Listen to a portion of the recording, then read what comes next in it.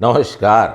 आजकल मुझसे लोग एक सवाल बहुत ज़्यादा पूछते हैं कि मैं आखिर साउंड बार्स के खिलाफ क्यों हूं। तो सबसे पहले तो मैं आप लोगों को ये बता दूं कि मैं साउंड बार्स के खिलाफ बिल्कुल भी नहीं हूं। मैं सिर्फ लोगों तक एक ये संदेशा पहुंचाना चाहता हूं कि एक अच्छी साउंड क्या होती है और कैसे हम एक अच्छी साउंड को अपने कानों से सुन सकते हैं। तो आज मैं आपको 6 बातें बताऊंगा जिसमें कि मैं आप लोगों को यह समझाने की कोशिश करूंगा कि मैं साउंड बार को अवॉइड करने के लिए क्यों बोलता हूं। सबसे पहला रीजन है स्पीकर्स का प्लेसमेंट। स्पीकर्स का प्लेसमेंट यानी कि हम रूम में किस जगह अपने स्पीकर्स को रख रहे हैं, यह सबसे ज्यादा इंपॉर्टेंट है एक प्रॉपर सराउंड साउंड सुनने के लिए। और यदि हम डॉल्बी के मापदंडों को देखें तो यहां बताया गया है कि एक प्रॉपर 5.1 सराउंड साउंड सेटअप के लिए सभी स्पीकर्स को किस तरह हमारे बैठने की पोजीशन के हिसाब से अलग अलग एंगल्स पे रखना चाहिए। अब यदि हम फ्रंट लेफ्ट और फ्रंट राइट स्पीकर को देखें तो टीवी से कितना दूर इन्हें रखा गया है और इनका फेस हमारे बैठने की पोजीशन के हिसाब से घुमाया गया है, जिससे एक परफेक्ट सराउंड साउंड सेपरेशन किया जा सके और स्पीकर से निकलने वाली साउंड सीधे हमारे कानों तक पहुंच सके। और अब यदि साउंड बार की बात करूं तो साउंड बार में लेफ्ट और राइट स्पीकर की दूरी बहुत कम होती है और बिल्कुल सीधा सामने की तरफ आवाज निकलने के हिसाब से स्पीकर ड्राइवर्स को फिट किया जाता है। तो फिर कैसे एक प्रॉपर सराउंड साउंड हम सुन सकेंगे जब स्पीकर की दूरी इतनी नजदीक है और एंगल्स भी बराबर नहीं हैं। अब साउंड बार्स को अवॉइड करने के लिए मेरा दूसरा रीजन जो है वो है अपग्रेडेबिलिटी। साउंड बार में हम कुछ भी अपग्रेड नहीं कर सकते। जो साउंड बार एक बार ले ली तो ले ली, अधिक से अधिक सराउंड स्पीकर को ऐड कर सकते हैं और वो स्पीकर्स भी साउंड बार के हिसाब से ही डिजाइन किए गए होते हैं। लेकिन यदि बात करूं एवी रिसीवर और सेपरेट स्पीकर्स की तो वहां हम चाहें तो शुरुआत में लो बजट के एवरेज स्पीकर्स ले लें और भविष्य में एक बेहतर साउंड क्वालिटी के लिए नए और बेहतर स्पीकर्स में इन्वेस्ट कर लें, या फिर शुरुआत में सिर्फ 2 बेस्ट क्वालिटी के टावर स्पीकर्स खरीद लें और भविष्य में उन्हीं टावर स्पीकर से मैचिंग सराउंड और सेंटर स्पीकर्स में अपने पैसे इन्वेस्ट करें। और ये सब कुछ बिना अपने एवी रिसीवर को बदले हुए। अरे हाँ, याद आया भैया, टावर स्पीकर वो नहीं जो ऑनलाइन शॉपिंग एप्स पे बिकते दिखाई देते हैं। आप ये वीडियो देख लेना, आपको समझ आ जाएगा कि मैं क्या कहना चाह रहा हूं। तो जब हमारा दिल करेगा कि एक बेहतर साउंड को सुनने के लिए कुछ और पैसे इन्वेस्ट करे जाएं, तो वहां पहले तो हमें अपनी साउंड बार को पूरा का पूरा हटाना होगा, फिर एक नया कंप्लीट साउंड सेटअप खरीदना होगा। तो वहां साउंड बार में लगाए हमारे पूरे पैसे वेस्ट। तो इसीलिए मेरा ये दूसरा रीजन था साउंड बार को अवॉइड करने के लिए। अब बात करता हूं तीसरे और सबसे ज्यादा इंपॉर्टेंट टॉपिक के बारे में और वो है sound quality. Best sound quality को समझने के लिए मैंने ऑलरेडी एक वीडियो बनाया है। आप लोग इस वीडियो को देख लोगे तो आपको बेस्ट साउंड क्वालिटी के पीछे छुपा राज समझ आ जाएगा। अब यहां साउंड बार्स की साउंड क्वालिटी की यदि बात करूं तो हर एक साउंड बार साउंड तो प्रोड्यूस कर सकती है, लेकिन वो साउंड बेस्ट साउंड है ये कह पाना मेरे लिए थोड़ा मुश्किल है, क्योंकि साउंड बार जो होती है वो एक पतली सी प्लास्टिक की हाउसिंग में कुछ स्पीकर ड्राइवर्स को कैरी करती है, जिस वजह से हमें एक ठीक ठाक मिड रेंज और हाई रेंज फ्रीक्वेंसीज तो सुनने को मिल जाती हैं, लेकिन वो जो साउंड का पंच होता है जो कि हमें सुनने के साथ फील होता है, वो पंच हमें सिर्फ परफेक्टली डिजाइन वुडन स्पीकर से ही मिल सकता है,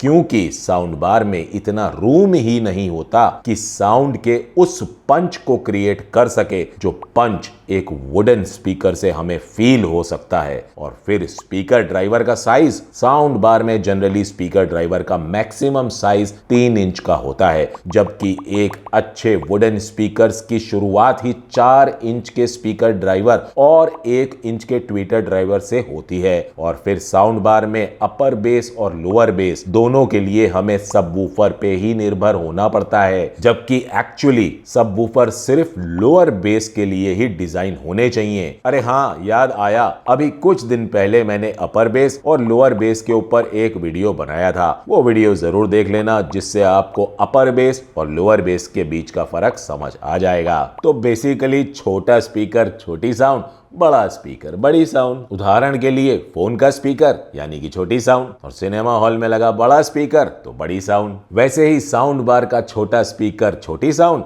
और होम थिएटर का बड़ा स्पीकर बड़ी साउंड। तो ये थी मेरी तीसरी वजह जिस वजह से मैं साउंड बार्स को अवॉइड करता हूं। अब मैं बात करूंगा डॉल्बी एटमॉस के बारे में। सबसे पहले तो आप लोगों को मैं ये वीडियो देखने की सलाह दूंगा जिसमें मैंने डॉल्बी एटमॉस को आसान शब्दों में समझाने की कोशिश की है। तो अब साउंड बार में डॉल्बी एटमॉस दिया तो गया होता है, लेकिन वहां एक सबसे बड़ी समस्या आती है, और वो है कि साउंड बार से हम सिर्फ एक सिम्युलेटेड सराउंड साउंड सुन पाते हैं। सिम्युलेटेड सराउंड साउंड का मतलब हुआ जो है नहीं लेकिन उसके होने का आभास हो, क्योंकि जनरली साउंड बार के टॉप पे दो छोटे छोटे स्पीकर्स दिए जाते हैं जो कि साउंड को छत की तरफ भेजते हैं। फिर वो साउंड छत से टकरा के रूम में फैल जाती है, जिस वजह से एक डॉल्बी एटमॉस साउंड का सिर्फ आभास होता है। और जो real Dolby Atmos surround sound होती है वो हम सिर्फ एक प्रॉपर होम थिएटर से ही सुन सकते हैं, क्योंकि प्रॉपर होम थिएटर सिस्टम में हम छत पे ही 2 या 4 स्पीकर लगाते हैं, जिनकी वजह से हम एक real Dolby Atmos surround sound सुन पाते हैं। तो जब रियल डॉल्बी एटमॉस को सुनने के लिए होम थिएटर सिस्टम्स बने हैं, तो भला मैं साउंड बार की वर्चुअल डॉल्बी एटमॉस इफेक्ट क्यों सुनूं? तो इसलिए ये थी मेरी चौथी वजह साउंड बार्स को अवॉइड करने की। तो अब बात करता हूं मेरी साउंड बार्स को अवॉइड करने की पांचवी वजह के बारे में, जो कि है कनेक्टिविटी ऑप्शंस। साउंड बार में जनरली एक EARC या एक ARC पोर्ट दिया गया होता है, या अधिक से अधिक 1 या 2 HDMI इनपुट और एक ऑप्टिकल पोर्ट, जबकि AV रिसीवर में ऑडियो और वीडियो दोनों की कनेक्टिविटी के लिए बहुत सारे ऑप्शंस दिए गए होते हैं। कम से कम 4 या 5 HDMI इनपुट मिल जाते हैं, और साथ ही कोएक्सियल, ऑप्टिकल और एनालॉग इनपुट्स के काफी सारे ऑप्शंस मिल जाते हैं। कई सारे AV रिसीवर्स में जोन 2 और जोन 3 जैसे ऑप्शंस भी दिए गए होते हैं, और कई AV रिसीवर में तो मल्टी चैनल प्री आउटपुट भी दिया गया होता है, जहां से हम अपनी पसंद के एम्पलीफायर के साथ अपनी पसंद के स्पीकर्स को कनेक्ट कर सकते हैं। बहुत जल्द ही मैं एक वीडियो लेके आने वाला हूं जहां मैं AV रिसीवर से जुड़ी हर एक जानकारी आप लोगों तक पहुंचाने की कोशिश करूंगा। छठी वजह है DAC।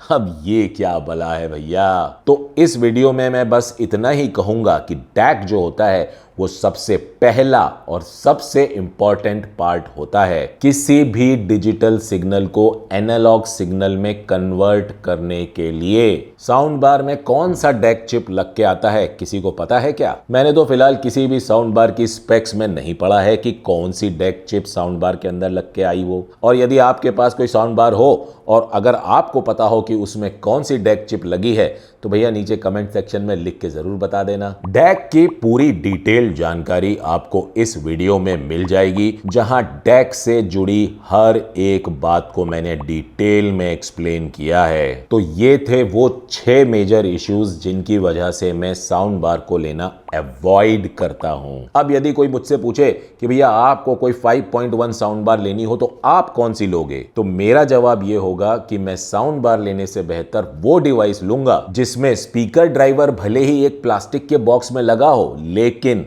साउंड सेपरेशन मैं परफेक्टली कर सकूं। और उसके लिए एक वीडियो और रिकमेंड करूंगा जिसे देख के आपको समझ आ जाएगा मैं किस सराउंड साउंड सिस्टम की बात कर रहा हूं। अब साउंड बार को लेना या ना लेना पूरी तरह से आपका डिसीजन है, क्योंकि बजट और घर के अंदर जगह कितनी है वो सब भी बहुत ज्यादा मैटर करता है। मेरे हिसाब से यदि हमें एक बेहतर साउंड क्वालिटी चाहिए तो आज भी मैं यही कहूंगा कि अवॉइड साउंड बार्स। तो भैया अब यदि आप लोगों को मेरा ये वीडियो पसंद आ गया हो तो नीचे लगे लाइक के बटन को जरूर दबा दीजिएगा, और यदि आप लोगों ने मेरे चैनल को सब्सक्राइब ना किया हो तो उसे भी सब्सक्राइब कर लीजिएगा। फिलहाल मैं आप लोग से आगे लेना चाहूंगा। आप लोगों का बहुत बहुत धन्यवाद।